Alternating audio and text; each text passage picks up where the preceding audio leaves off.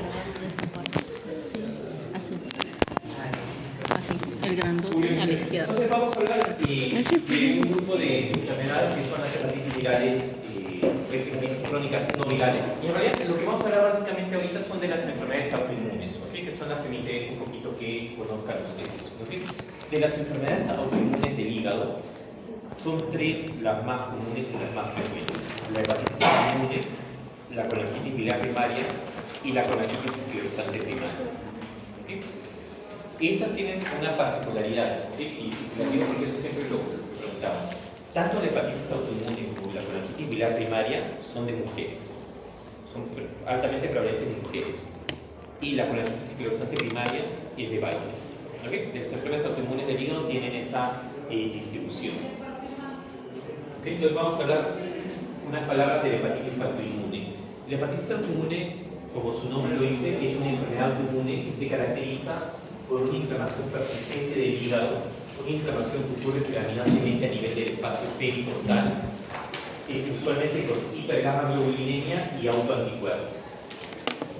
La epidemiología, la relación mujeres a hombres es de 3.6 a 1, afecta a cualquier edad, si bien tiene una distribución bimodal, ¿okay? Puede tener un pico entre los 10 y 20 años y puede tener otro pico posterior entre los 40, alrededor de los 40 años. Inicialmente descrita en caucásicos, pero actualmente se ha descrito en todas las poblaciones, en todas las etnias, esta enfermedad de la hepatitis autoinmune. Se caracteriza por tener un inicio insidioso del 50% de casos y tienen síntomas frecuentes que son en realidad muy inespecíficos: letargo, fatiga extrema, náuseas, anorexia o hiporexia, pérdida de peso, disconfort, dolor abdominal, artralgia, mialgias o oligomenorrea. Y al examen físico podemos observar hepatomegalia, esplenomegalia, ascitis, edema periférico y encefalopatía. Eso es lo que nosotros conocemos como signos de o estigmas de. Ya han llevado cirrosis hepática, ¿no? Sí. Y ya han llevado serio. ¿Okay? Entonces, cuando yo examino a un paciente, ¿okay? Cuando yo examino a un paciente, existe algo que nosotros llamamos estigmas de hepatopatía crónica, que son hallazgos clínicos que nos pueden decir que nuestro paciente tiene una cirrosis hepática o una enfermedad hepática crónica avanzada. ¿Cuáles son esos signos? Signo de Medusa,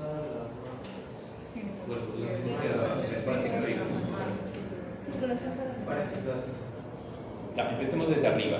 ¿Okay? Yo empiezo a evaluar a mi paciente, ¿okay? Lo siento a mi paciente y lo miro. ¿Qué es lo primero que yo puedo detectar? Ictericia, ¿no? Entonces, lo primero, veo a mi paciente, veo ictericia de piel, ictericia de escleras. Eso me puede hablar tanto de una hepatopatía aguda como de una hepatopatía crónica. ¿Qué más puedo encontrarle yo mirando nada más? ¿Okay? Hipertrofia parotidia, pero es un signo o ese es un indicador de un tipo de cirrosis hepática por una etiología en particular: alcohol. ¿Okay? La hipertrofia parotidia. Entonces yo veo a mi paciente, lo examino, lo siento, digo, vamos a revisar, mire para arriba, mire para abajo, tiene ictericia, ¿ok? Le palpo, busco si tiene hipertrofia parotidia. ¿Qué más puedo buscar yo? Voy bajando. ¿Dónde? De la angiotaxia en tórax anterior, ¿okay? Que también es bien característico. ¿Qué más podemos encontrar?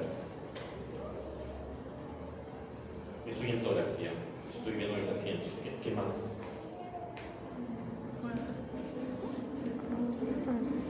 ¿Tú lo mencionaste? ¿Paciente o no? No, estoy todavía en tórax. ¿Ginecomastia? Ok, puede tener ginecomastia. Okay. Vamos a tener la angiotaxia, ginecomastia. Le levanto el brazo y ¿qué más puedo observar si es paciente varón? Disminución del vello axilar. Ok, entonces vamos bajando y me voy a abdomen. ¿Qué voy a encontrar en abdomen? Circulación lateral. ¿Qué más? Ascitis. ¿Qué más? Esplenomegalia. Okay. Si yo voy viendo el abdomen, entonces puedo encontrar un abdomen distendido, lo percuto y es mate. Puedo tener la circulación colateral, podemos tener ese signo de la cabeza de Medusa, que es la repermeabilización de la vena umbilical. Si yo busco, puedo encontrar hepatomegalia o esplenomegalia, ¿okay? Repercutiendo, voy palpando, matidez, ¿okay? Puede ser matidez desplazable o sinoil oleada, dependiendo de la cantidad de líquido que tenga mi paciente. ¿Qué más? Puede haber una protrusión del ombligo. Puede haber una protrusión umbilical, ¿sí?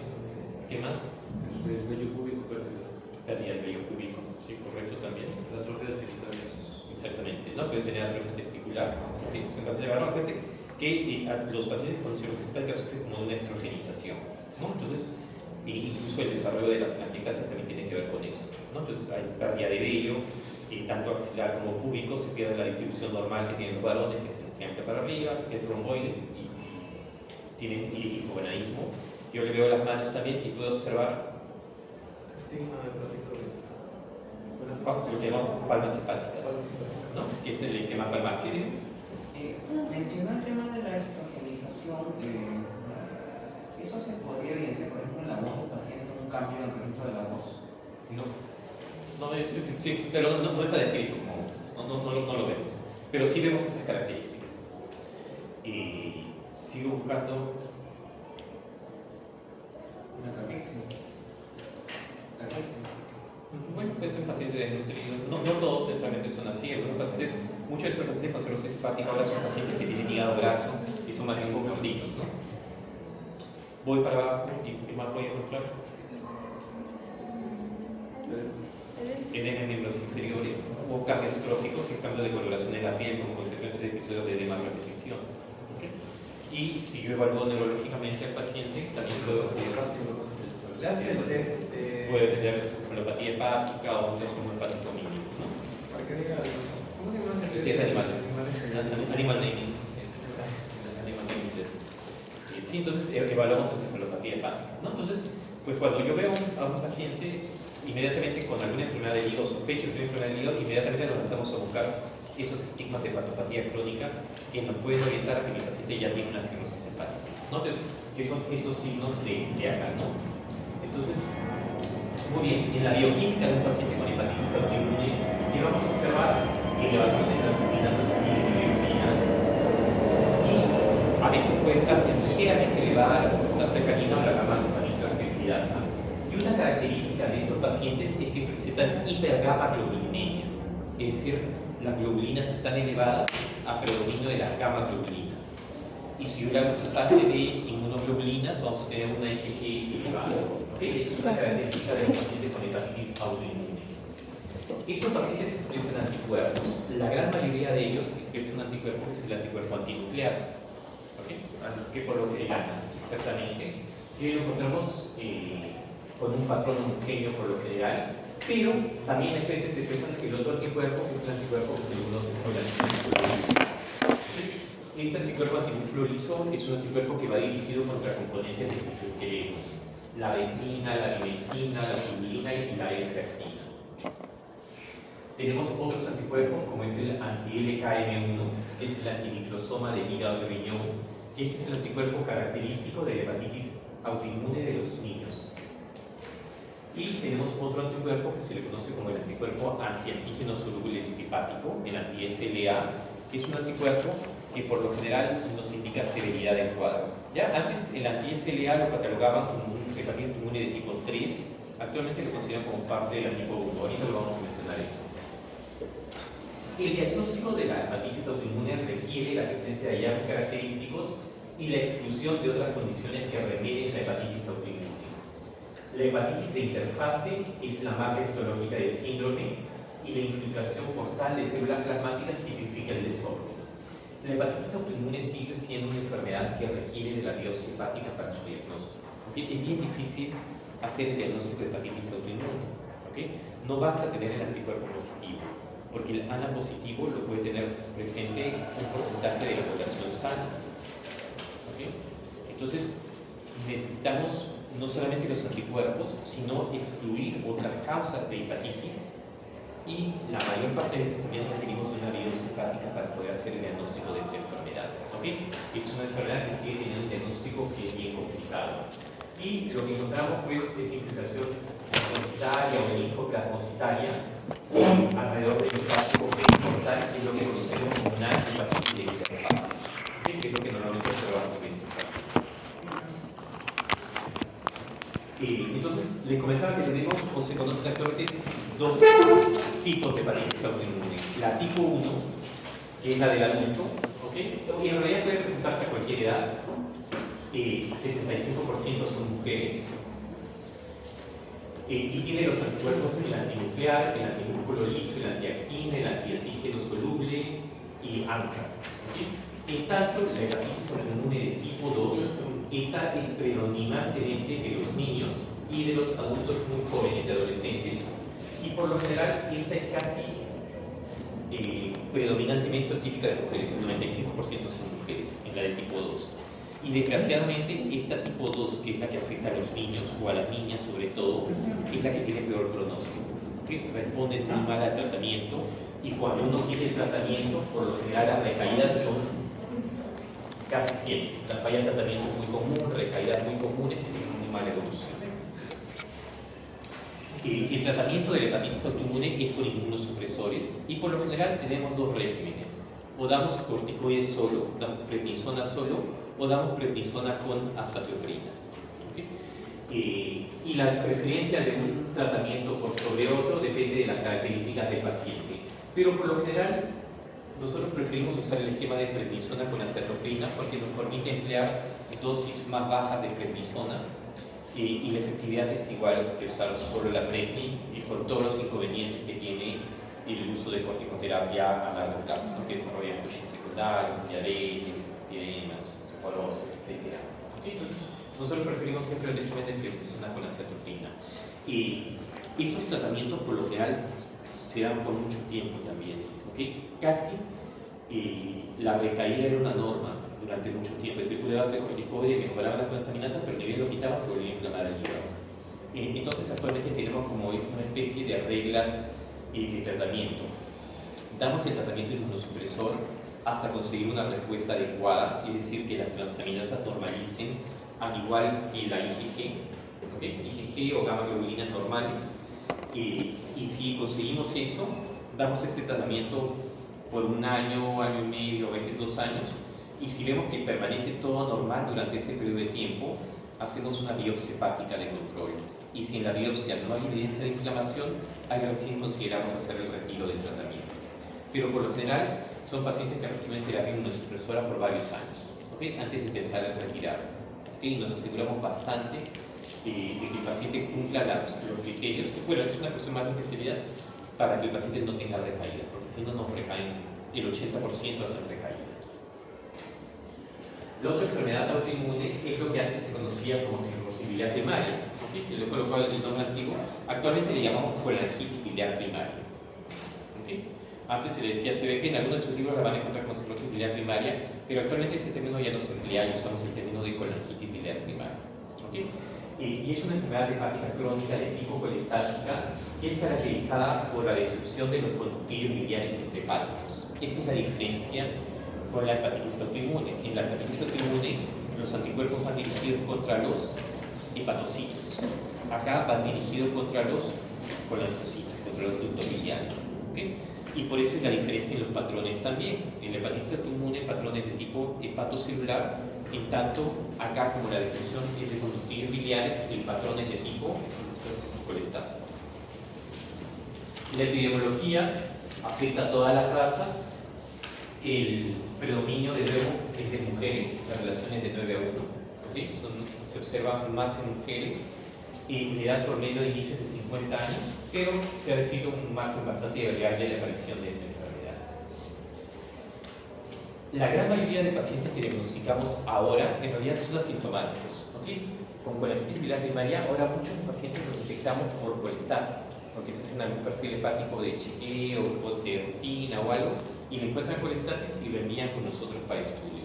Sin embargo, un grupo de estos pacientes puede desarrollar algunos síntomas y signos. De los más comunes, la fatiga y el prurito. ¿Okay? También pueden presentar hepatoesplenomegalia, ictericia o el desarrollo de sintomas o antilasmas. El diagnóstico está basado en la presencia de alteraciones bioquímicas, un estudio de imágenes, una ecografía donde no hay evidencia de alguna patología obstructiva de vía biliar y la presencia de un anticuerpo positivo. ¿Ok? Eso es bien importante. Cuando nosotros hablamos de colestasis, ¿okay? Colestasis es la alteración de la secreción de la bilis, que laboratorialmente la vemos como la elevación de la fosfatasa y la gamma-glutamina. ¿Cuál es la primera causa de esto en la población general?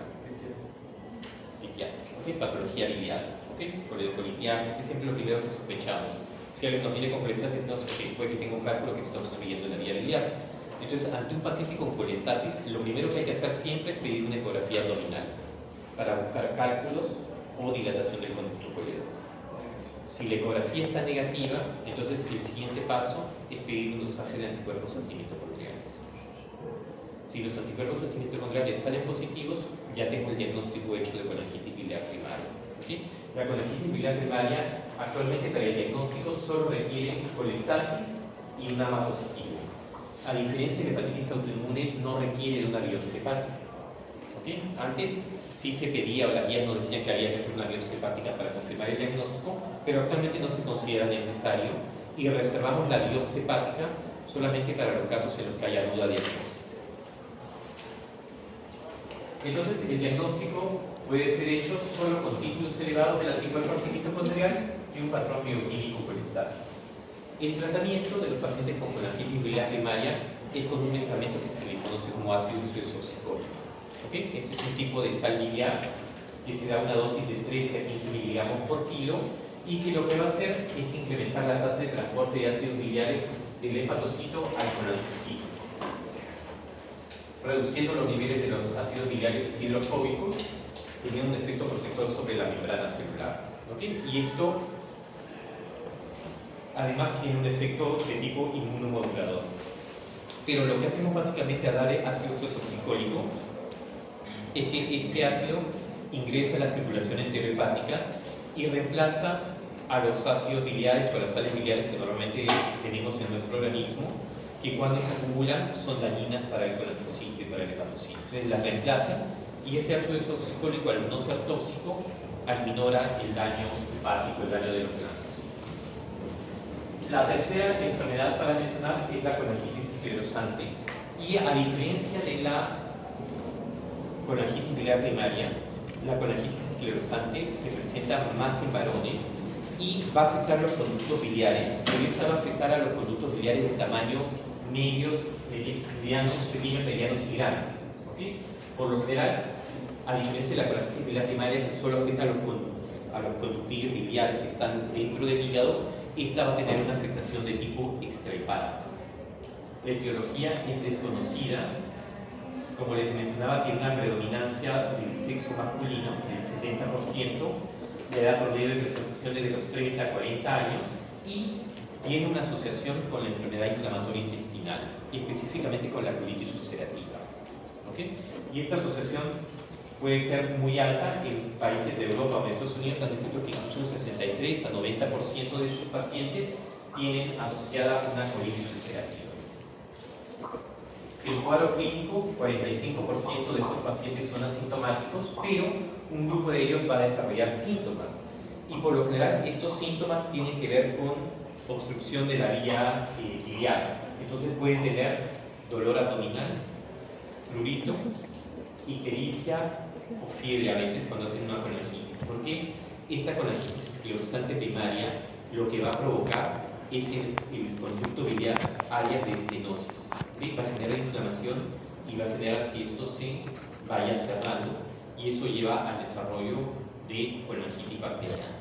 ¿Okay? Entonces muchas veces se puede presentar como brotes de colangitis aguda. En el laboratorio pues hay elevación de fosfatasa alcalina y gamma-glutamil, la elevación leve a moderada de transaminasas, la bilirrubina es normal hasta un 60% al momento del diagnóstico y los anticuerpos no son tan útiles para el diagnóstico como en el caso de las otras dos enfermedades. Si bien es cierto, muchos de estos pacientes expresan el anticuerpo ANCA, el T-ANCA es en el 88% de casos, carece de una especificidad diagnóstica. Y algunos pueden expresar el anticuerpo antinuclear o el antinúcleo liso a títulos bajos. ¿Cómo hacemos el diagnóstico? Con hallazgos en la colangiografía. ¿Okay? Al ser una enfermedad que afecta a los ductos biliares medianos o grandes, vamos a observar que este conducto biliar tiene áreas de estenosis, ¿no? Que le da un aspecto arrosariado, le llaman. ¿Okay? Entonces se hace una secre y se observa pues estas dilataciones saculares que alternan con áreas de estenosis de la vía biliar. ¿Okay? Actualmente el diagnóstico tradicional era por secre, por colangiopatrografía retrógrada endoscópica, que es un examen invasivo, pero actualmente hacemos colangioresonancia, ¿okay? Y tiene una sensibilidad de especificidad bastante similar. Entonces el diagnóstico es imagenológico, ¿okay? Evidenciando esas áreas de dilatación y estenosis de la vía biliar. El tratamiento, esta enfermedad sí es un problema desde el punto de vista del tratamiento, porque no hay un tratamiento que haya demostrado ser efectivo para estos pacientes, desgraciadamente. ¿Okay? Se ha usado corticoides sin tasas de éxito importantes, se usa ácido oxicólico, aunque no se ha demostrado que tenga un efecto importante, pero es lo que tenemos, así que lo usamos. Se reserva la secre para los casos en los cuales hay una estenosis dominante. A veces dentro de esas áreas de estenosis hay una que domina y vía secre podemos dilatar esa estenosis o colocar un stent, o a veces se forman cálculos, porque como hay una estenosis se acumula la bilis y se forman cálculos y por vía secre se puede intentar sacarlos. Otras veces es tan dañada la vía biliar que se tiene que hacer una cirugía con una derivación biliodigestiva, ¿okay? Pero eso tampoco tiene una tasa de respuesta, o no necesariamente todos los pacientes van bien. O sea, desde el punto de vista del tratamiento, esta enfermedad sigue siendo un problema bien importante para tratar. No tenemos un tratamiento estándar. ¿Okay? Las otras dos sí: hepatitis autoinmune, inmunosupresores, colangitis biliar primaria, ácido oxicólico, y esta es un problema hasta ahora. ¿Okay? Muy bien, y eso eran las tres hepatopatías que quería mencionarles ahora. ¿Tenemos alguna duda con respecto a esto? ¿No? ¿Tampoco? ¿Todo claro? ¿Bien? Sí, hay un factor de riesgo de desarrollar estas enfermedades en una mujer, por ejemplo, que tenga litiasis vesicular. No, o sea, para colangitis anquilosante primaria no tiene que ver con el riesgo de litiasis vesicular. No, litiasis vesicular, el riesgo tiene que ver con otras cosas, ¿no? O sea, que decimos siempre mujer, fértil, los 40, bla, bla, bla, las cuatro veces, ¿no? Pero la colangitis anquilosante primaria es de varones. ¿Ok? La colangitis anquilosante primaria es de varones. Se decía etnicidad de raza negra. En el caso de la colangitis biliar primaria, el factor principal determinante es si hay historia familiar de colangitis biliar primaria, hay mucha agregación familiar. Es decir, si una mujer tiene CBP, probablemente sus hijas puedan desarrollar CBP también.